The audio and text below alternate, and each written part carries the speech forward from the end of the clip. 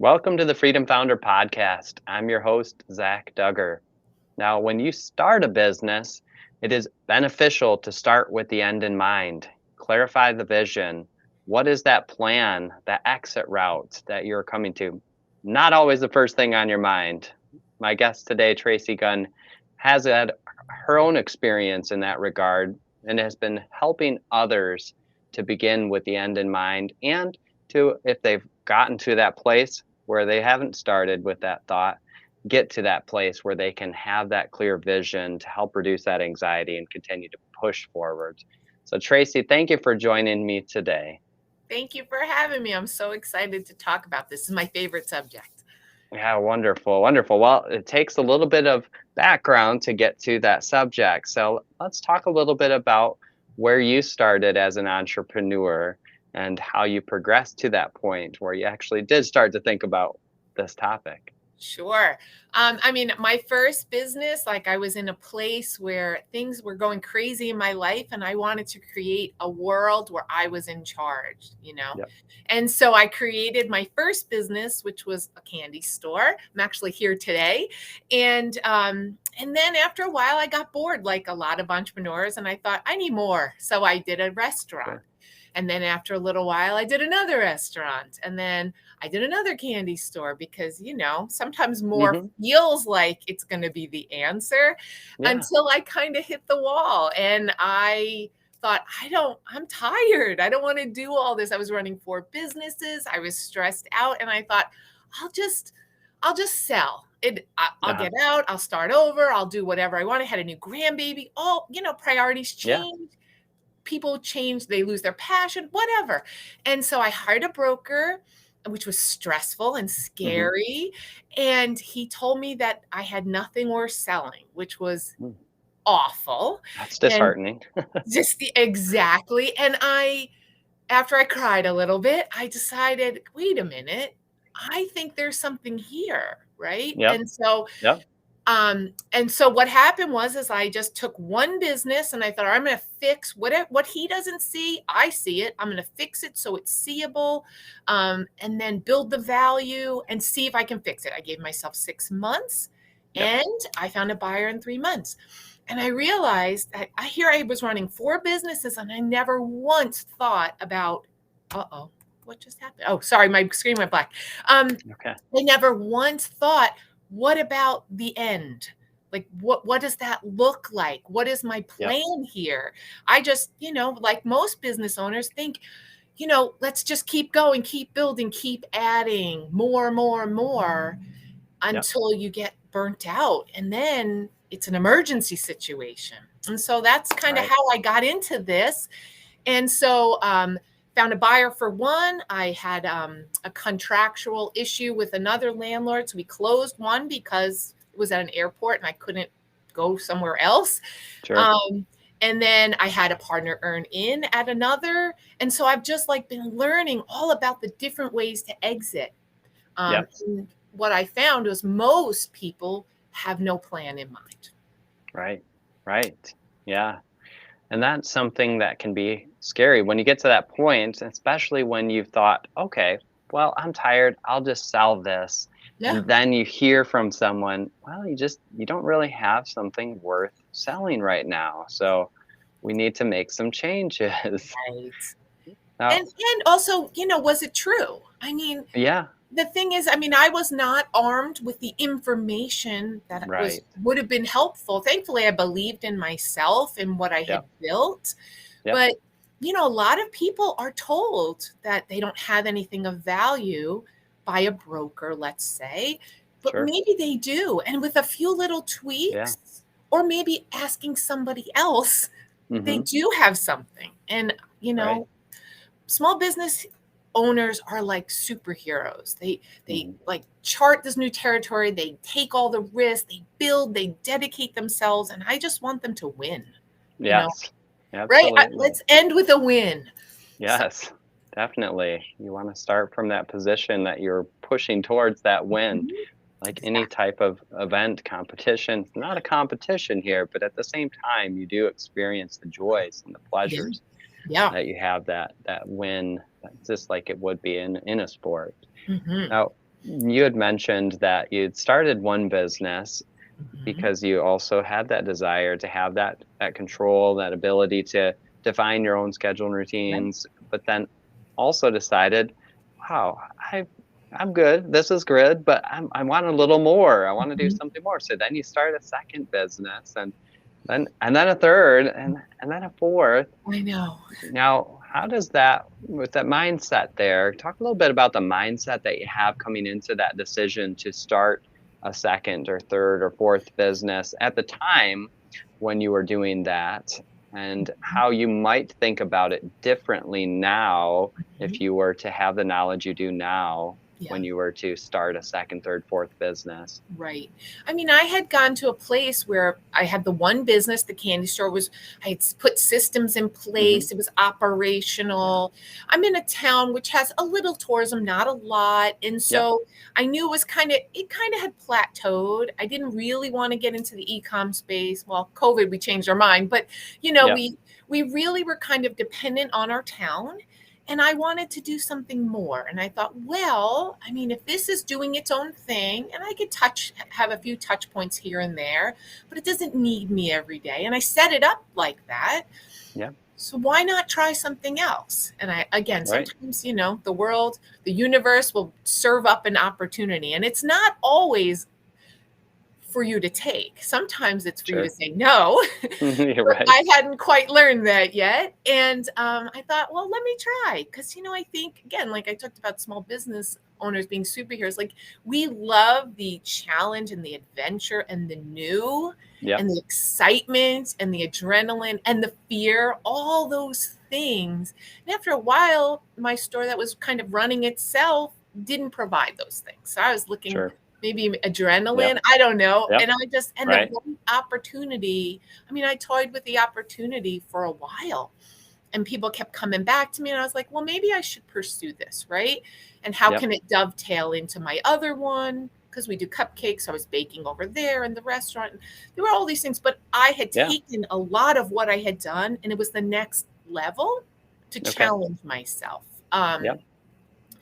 And the idea of more, and I think because I speak at least for myself, like I always feel like I rise to the occasion, right? I Sure. bet on me, and so Yep. the more I pile on, the more I seem to get done, and so it Yep. seems like it's endless until it's not, until Right. you hit that wall and you think, ouch, I'm tired. I mean, Right. my normal day at the end where I really decided I need to make a change was I was, touching base with the candy store in the morning, running the one restaurant in the afternoon, going to the second restaurant at night and going home at, midnight or 1 or 2 in the morning. I mean, Yeah. they always running 18-hour days. And again, I wasn't running Hmm. everything. I had some Yeah. systems in place, Yep. but at my big restaurant was 6,500 square feet. It was Sure. humongous. And it Yeah. had so many different touch points. And what I found now that I look back is that I was doing it, but I Yep. wasn't doing any of it really well. Okay. Because there's only so Mm. much brain power that you have. And Right. and one key player in your staff or situation happens, Yep. everything falls apart. And that, being reliant on staff, it allows you to do those things. But that also, the negative part of that is you're relying on those people. And if they, Sure. leave or Yep. call out or whatever, everything Yeah. stops. Yeah. They don't have that same level of commitment No. or they don't have the ownership really that you do. So your commitment has to be higher to be able to continue to push into it and Yeah. push toward success. So you do have those experiences with employees who they may be doing well at their job, but they might find something else that is better for them individually. Absolutely. And then they leave, and now you're stuck with having to figure out, how do I figure out how do I fill Mhm. those responsibilities? Yes, and train them, and if you didn't Yeah. have the training in place, and I mean, I chose 2 industries that are pretty hard, where you're dependent on people versus being a solopreneur, which might have been easier, right? Yeah. And so looking back, some of the life lessons is I want to work smarter, not harder. I recently just had an opportunity for another restaurant, and it was beautiful and perfect, and I could have been open in a week. I mean, I know how to do this, but I thought, stop. Do I want to go down that rabbit hole again? Right? Because did I learn the lesson of, do I want to work smarter, not harder? Do I want to do things that are more interesting to me? Do I want to be reliant on staff as much as I am? Like all those things. So, entrepreneurship is all about learning, and and if you don't learn the lesson, it comes around again. Yes, it reminds you. It sure does. Now, thinking about somebody who is in business now and maybe has never really thought about selling their business, or perhaps they have, but they have no idea how that would even be valued to somebody else. What is a process someone could go through to determine the value of their business, or how would they even consider the value of their business? Right. I mean, when we do little master classes and workshops and things, and we could do it quick right here. I mean, it's a down and dirty version is to take your profitability for last year, like what you told the IRS was your profit. And if it's under $250,000 and your business is run by you, like seller discretionary earnings, we would call that. You're going to do a 1X probably. You'll be, if you're running everything, it's going to be a hard sell, but you could put things in place like I did, set up some systems, hire some key staff, and have it be transferable. So if you did your profit and it was under 250,000, let's just give it a good number, then that's going to be a 1X. So it's 1 year. That's what you could expect to earn if you sold. Provided all the other pieces were transferable. Sure. If you get to the next level, let's just say 250 to 400,000 or 500,000 profit. Now you're at a 2X, maybe a 3X, depending on the industry, those kind of things. And then you get to the next level up where you could get to 3 or 4. Now the clincher here, and one of the strategies we apply is like, if you were to professionalize your business, now all of a sudden, your multiple based on your profit is there is no end in sight. It could be 5 to 10 to 15, depending on the industry. So just putting in some key players could really change your profit without having to like massively increase your sales and profit, right? So that's an easy way to think it. But most business owners, small business owners that we usually deal with are talking anywhere from 100 to 300 or 400,000 in profit. So you're talking a 1 to 2X, which is not what they thought. Right. Now you can add in some things. Often we use our businesses to the benefit of the tax code, right? We buy things and we can add in things or take out, but that's like a down and dirty version. And what I find is, 9 out of 10 business owners have no idea what their business is worth. They don't know how to even figure it out. They don't know there's a multiple involved. They don't know. And some of those things are you in a business that is a trade or industry that's declining or increasing? Right. And that's a part of it as well. So, I hope that makes sense for people. Basically, take your profit and do a 1 or 2 if you're on the lower end, if do a 2 or 3 if you're kind of mid. And then if you get to like $1 million or more, you're probably at a 3 or a 4. But think about that, long term, that you worked 20, 30, 10 years building something, and that you leave only with 1 or 2 years of profit. Like that is what you leave with.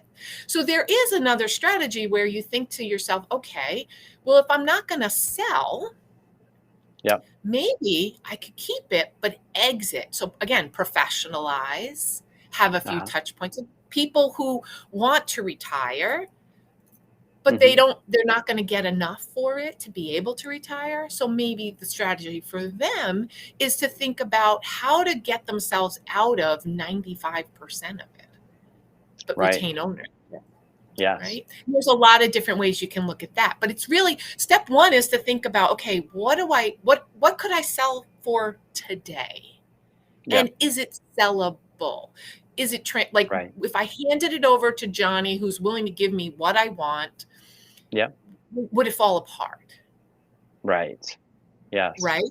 And if Yes. it would fall apart, step one after that is, okay, how do I fix those things so it wouldn't be? I call that being transferable, right? Yeah. Yep. So I don't know if that answers the question, but yeah, that's Yeah. kind of how we take a look at it. And the flip side of that is also, so like I look at it as two pieces, right? What is it Mm-hmm. worth right now? But also, what is your plan? Like what are you Right. willing to do? Yep. Do you want to fix it? Do you want to improve it? Do you want, like for some people, their answer is liquidation because they're just Yeah. mentally and physically done. And that's okay. Sure. Right. Yep. But really figuring out what is it you want for yourself, Right. right? You want, and you set a plan. And that's the part of that planning part, right? If you don't have a plan, you plan to fail. Like, Right. you have to have a plan. Like, okay, by the time I'm 55 or 70 or whatever it is, I plan to be finished. Yeah. So how do I get to that place? Yeah. And I need to be finished and I need it to make this amount of money for me when I leave. So that's kind of like the two-step for me. And that's what I did just naturally. Yep. But I find it's not talked about a lot. A lot of people, unless you're there and ready, it's not on your thoughts at all. Right. Right. Yes. And so you're giving us some highlight and a high level of some of the things that you talk with people about as you're working with them individually to help identify what is that plan, what is that vision, where do they want to see themselves, and how many years do they want to see themselves getting there. Now, if someone was interested in working on this process with you, kind of talk through some of those steps that you go through and helping someone to create that vision and that pathway. Right. So, I mean, again, we talked about the two things we really focus on. So anytime anyone comes into our world, we do this, what we call the easy method. And basically it's figuring out what their exit plan is because everybody's different. Yes. Right? What everybody is willing to do is different. So like, for example, I had one gentleman who owned a restaurant catering company in New Jersey. And he, it was after COVID and his numbers had gone down. And we came up with all these strategies of what he could do to exit. And he just didn't want to do any of those things. And for him, his answer was liquidation. He wants to be done. But he had all the facts and he could make a wise decision about what he wanted. And then he just had to set up the plan for that, right? Yeah. So same is true for other people who maybe I had another gentleman who had multiple parts of his business, not just multiple businesses, but he had offshore manufacturing, he had wholesale, he had retail, he had e-com. And so what he started to do was carve off parts, sell a piece so he could focus on the one that he thought would give him the biggest return. So everybody's exit plan is going to be different. But it's really about defining, and it's kind of I think it's a fun process because you're really just dreaming about what your dream exit would look like and what your number could be. Because once you figure out what your target is, it's very easy to get there. And we have like roadmaps and things like that. But the idea is once you have a target in mind, everything else gets weeded out by that target. Yeah. Right. All the distractions. The second part is also then we do an assessment of what do you have? And it's not just what is your profit, but what do you have that's also valuable, whether that's, equipment, whether that's real estate, whether that's a customer list, and what could you do, right? There's a lot of those things. Once you have kind of an inventory of what creates value for you in your business, well, then that brings us to the third step, which is kind of identifying pain points, but also opportunities. Right. So for myself, what I was able to identify was that, for example, I'll give you an example. I had a POS system for my restaurant where to ring up everybody and cash everybody out. Well, it had an internal tech that was a loyalty program that I just never turned on. Yeah. Magically, I turned it on. Now it was like magic. It didn't cost me anymore. It didn't cost me. I had to teach my staff and print some business cards to like invite people to join it. But magically, I now had a viable list, a way to communicate with them. And I knew what they bought, what their average cart value was. And so that was an easy thing for me to change. Yes. I just never thought about it. Right. And so the third part is we identify, and also what are your pain points? What are the things that are making you want to, run away from your business? Right. What are the things you hate about your business that are making you think about leaving? If you could fix those things, you could greatly extend how long you stay with your business, which also could greatly extend or increase what the value will be when you finally go. So that's kind of how we work our first initial month or two, really just locking those things in, knowing they're not going to be perfect. Yes. Those can change. Absolutely. And then we also kind of create some type of succession plan because life happens. Yep. And you need a kind of a plan. I think one day I thought about, gosh, if I was going to Mexico with my husband, and I thought, if this plane crashes, my poor children and my 4 businesses, and trying to figure out all the 40 staff and all the details and how do they get paid, and all the cleanup would have been awful for them. Right. It's a terrible thing to do to people you love. Yes. And so we work on that part as well. So that's kind of how we start. And then we kind of, once we know where you are, where you want to go, and what you need to fix first to get you there, it's pretty straightforward. And then we just work. We have a success path that we think that hit all the points. But you can go through it once, and then you get to the end, you think, I want to do that again. And you go back through, and fix and improve the next level. And as long as you want to do it, I mean, I think it also renews the spirit a little bit, right? From the humdrum every day, because now you have a mission again, right? Right.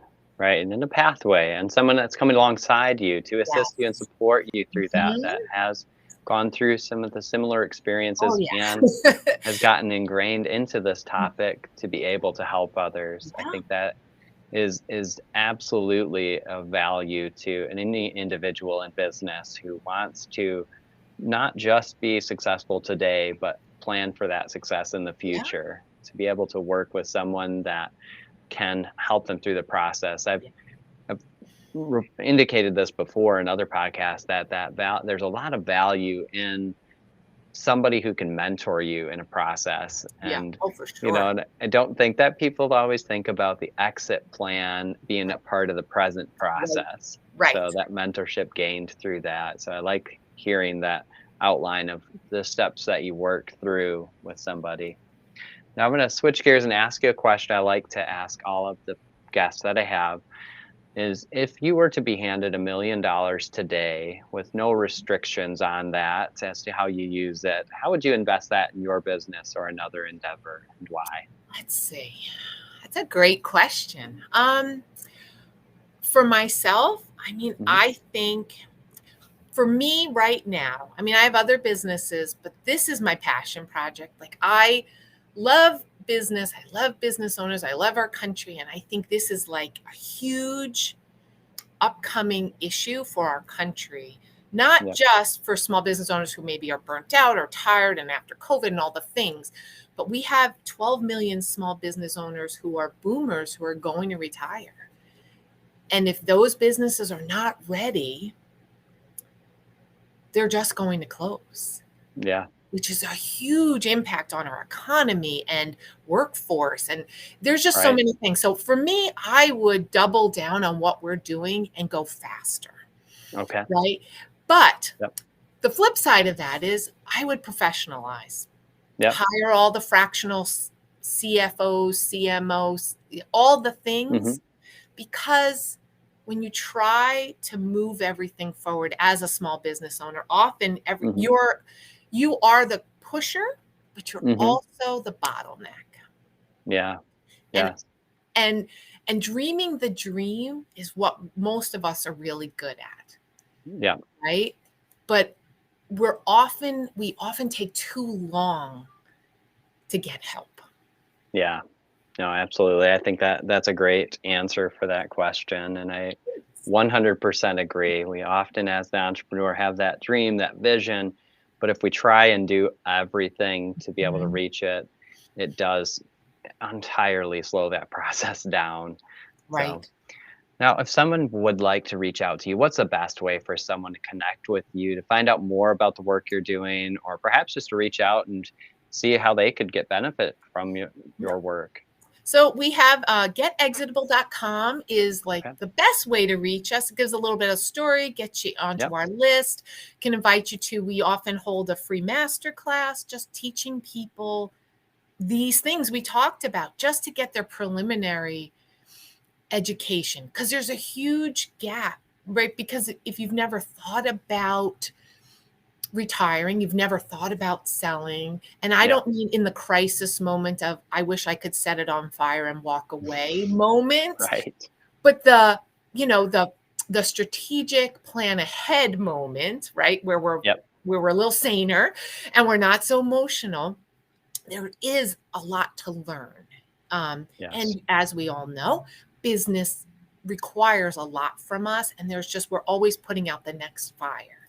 And so Yes. taking the time to really educate yourself about what the prospects are, what the selling climate looks like, how it works is important Yeah.